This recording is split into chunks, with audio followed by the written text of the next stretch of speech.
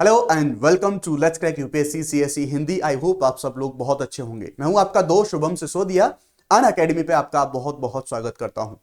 आप लोग जानते हैं जब पूरी दुनिया में कोविड-19 वायरस की दस्तक हुई थी तो उस टाइम पर अलग अलग वेरिएंट्स में इसने भयंकर जो तबाही है वो तबाही इस वायरस ने मचाई थी।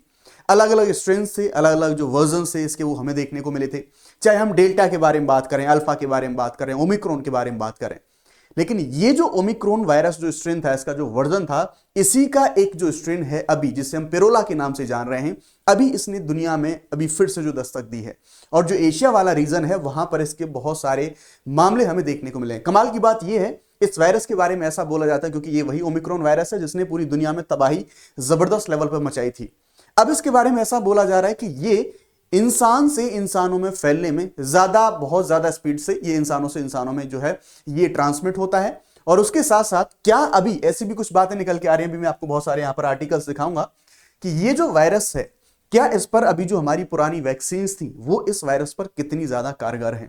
क्या जो पुरानी वैक्सीन थी उनकी जो इम्यून सिस्टम था, हमारा जो डिफेंसिव मैकेनिज्म था, क्या वो अभी कम हो रहा है, या फिर इसके बारे में आपको ये बताऊंगा JN.1 जो नया वेरिएंट है, जो नया स्ट्रेन है पेरोला जिसके बारे में हम बात कर रहे हैं, इसकी डिटेल्स क्या अभी हमारे इंडिया में जो भी हमने जिन वैक्सीन का इस्तेमाल करा क्या वो इनको रोकने में कैपेबल हैं। साथ ही साथ इसकी जो खास विशेषताएं क्या हैं उन सब के बारे में डिटेल से बात करेंगे। और WHO का जो स्टैंड है इसके ऊपर वो भी हम बात करने की कोशिश करेंगे। इंडिया में इसके कुछ मामले हमें देखने को मिले हैं, गुजरात, महाराष्ट्र, केरला, तमिलनाडु, इन एरियाज में हमें कुछ मामले देखने को मिले हैं। इवन महाराष्ट्र में कुछ डेथ भी देखने को मिली है।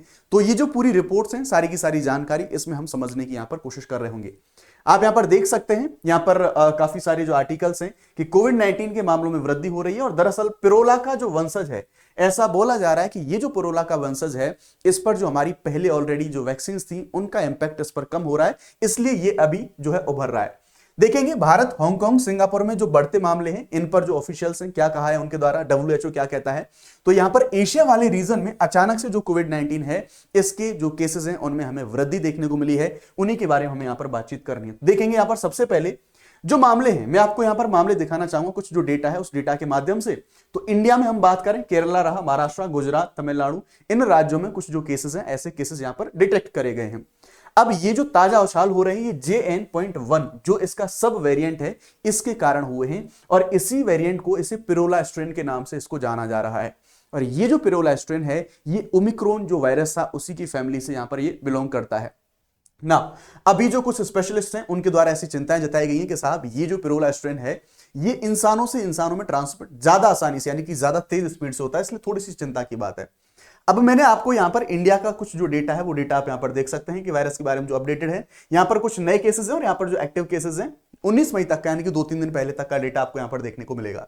तो आप यहां पर केरला यानी कि साउथ इंडिया में, तमिलनाडु, महाराष्ट्र, कर्नाटका, पुदुचेरी जो रेड में है वो एक्टिव केसेस है, यानी कि अभी यहां पर केरला में देखें तो 95 एक्टिव है और यहां पर देखें तो न्यू केसेस 69 है।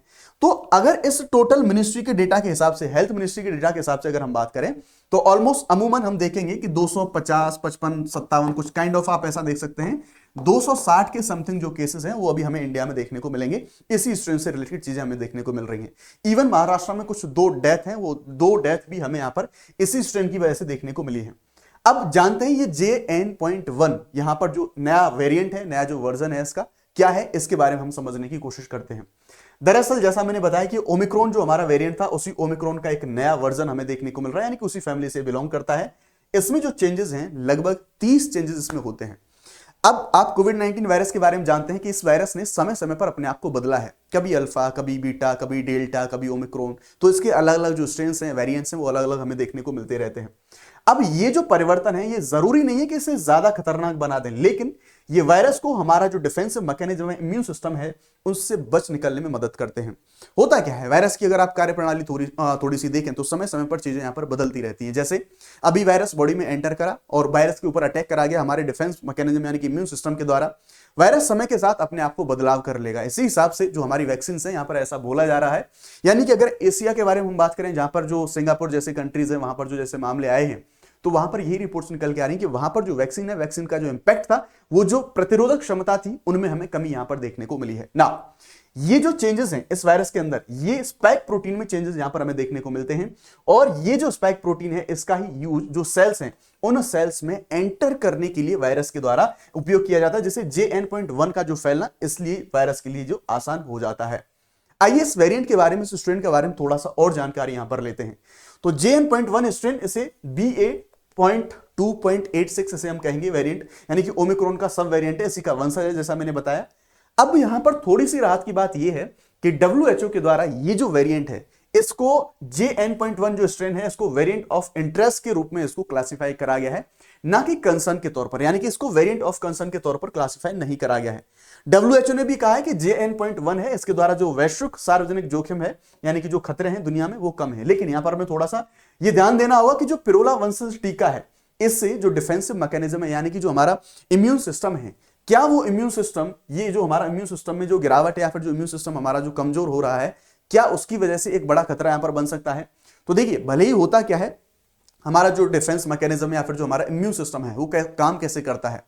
तो मान लीजिए जो पुराने, मान लीजिए भले ही ओमिक्रॉन को बहुत काफी सारा पुराना समय आ गया, ओमिक्रॉन का ही एक वंशज है क्योंकि नया अभी जो स्ट्रेन आया है। तो जब ओमिक्रॉन वायरस हमारी बॉडी के अंदर एंटर करा था, तो उस टाइम पर हमारी बॉडी की जो सेल्स थे, बी सेल्स के बारे में बात करें, टी लिम्फोसाइट्स के बारे में बात करें, तो इन्होंने एक डिफेंस मैकेनिज्म जो है अपना इजाद किया, अपना जो डेवलप करा बॉडी के अंदर।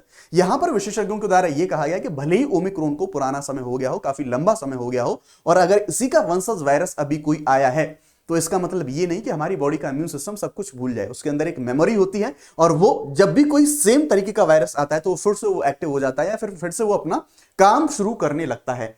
तो यहां पर जो टी सेल्स हैं और बी सेल्स हैं, इससे अभी भी लड़ सकती हैं, वो मेमोरी होती है उनकी यहां पर। तो सीधी सी बात है, उनके में अंदर जो याद रखती हैं सारी चीजों को, जिससे बीमारी की गंभीरता को कम करने में मदद मिलती है। यानी कि इस वंश का कोई भी वायरस आएगा, इस तरह का कोई स्ट्रेन आएगा, तो उससे लड़ने में हमारी जो बॉडी है वो कैपेबल है ना। PLS पैथोजेंस, इसमें एक स्टडी निकल के आया और यहां पर यह बताया गया कि जो टी सेल्स हैं वो ओमिक्रॉन वेरिएंट के कुछ हिस्सों को पहचान सकती हैं, और वो बीटा सेल्स ऐसे एंटीबॉडीज को बना सकती हैं जो इससे लड़ सकती हैं, यानी कि हमारा जो इम्यून सिस्टम है वो इसको यहां पर रोक सकता है।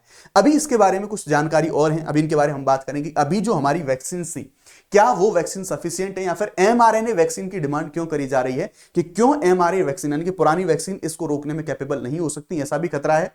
तो mRNA वैक्सीन की जरूरत हमें क्यों है, उसके बारे में हम यहां पर बात कर रहे होंगे। देखिए यहां पर, तो उससे पहले कुछ जो जरूरी इंफॉर्मेशन है उसके बारे में बात कर लेते हैं।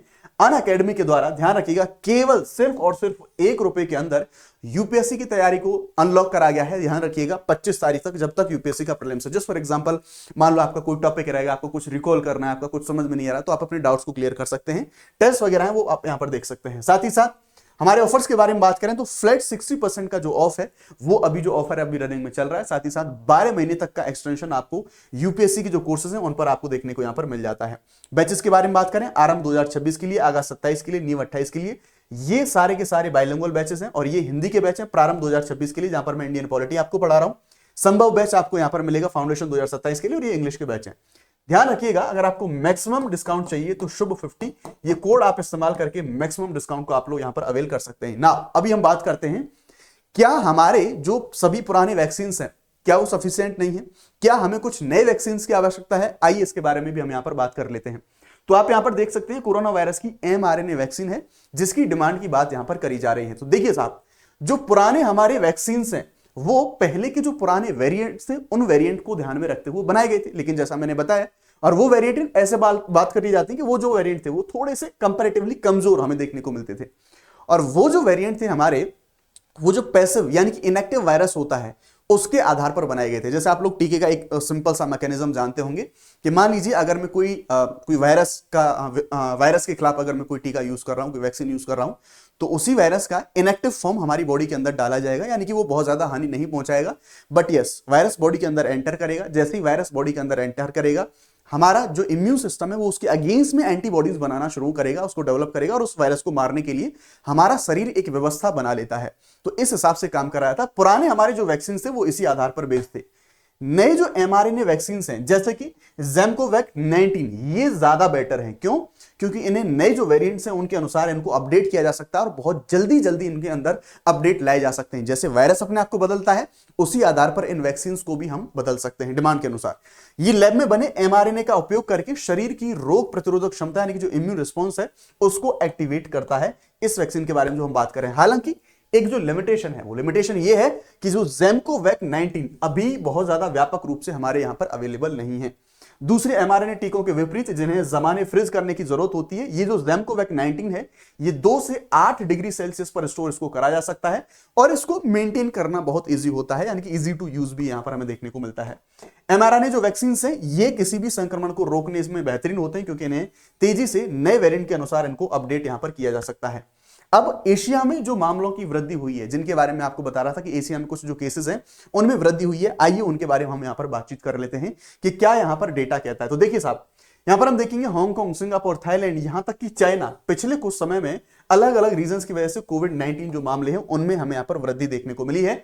सिंगापुर का जो हेल्थ मिनिस्ट्री है उन्होंने बताया कि 27 अप्रैल से 3 मई 2025 इनके इस पूरे वीक में कोविड मामलों की जो अनुमानित संख्या थी वो 11,100 मामलों की तुलना में बढ़ के 14,200 हुई, यानी कि एशिया वाले रीजन में फिर से कोविड-19 के मामले बढ़ रहे हैं। और उसके पीछे का जो रीजन दिया गया है यहां पर जो इनके बारे में हम बात करें तो वही कि लोगों की जो प्रतिरोधक क्षमता है, जो इम्यून सिस्टम है वो डाउन हो रहा है, इसलिए सारी चीजें यहां पर बढ़ रही हैं। तो यहां पर ओवरऑल सारे मामले दिए गए कि किस तरह से कितने जो मरीज हैं वो आईसीयू वगैरह जो यहां पर भर्ती हमें देखने को मिल रहे थे। हालांकि डब्ल्यूएचओ के द्वारा अभी जो कोई खतरनाक स्थिति इसके बारे में जारी नहीं करी गई है और इंडिया का हमारा जो हेल्थ मिनिस्ट्री है वो सभी कंडीशंस पर पूरी तरह से यहां पर नजर बनाए हुए है। नाउ अब हमने अगर कोविड के बारे में बात करी है तो कोविड से हम एक क्वेश्चन देख लेते हैं। भारत में विकसित mRNA जो आधारित कोविड-19 वैक्सीन है इसका क्या मतलब, कोविड-19 वैक्सीन का नाम क्या है जो कि mRNA बेस्ड है, जिसके बारे में हमने बात करी है। कोवैक्सीन, ज़ैमकोवैक 19, स्पुतनिक लाइट और नोवावैक्स। इसका आंसर आप सभी को इस वीडियो की कमेंट सेक्शन में करना है। Thank you very much. अगर आप मेरे साथ डायरेक्टली टेलीग्राम ग्रुप में जुड़ना चाहते हैं तो ये इसका क्यूआर रहा, स्कैन कीजिए और डायरेक्टली आके जुड़ जाइए। Thank you very much. Jai Hind, bye bye, let's crack it.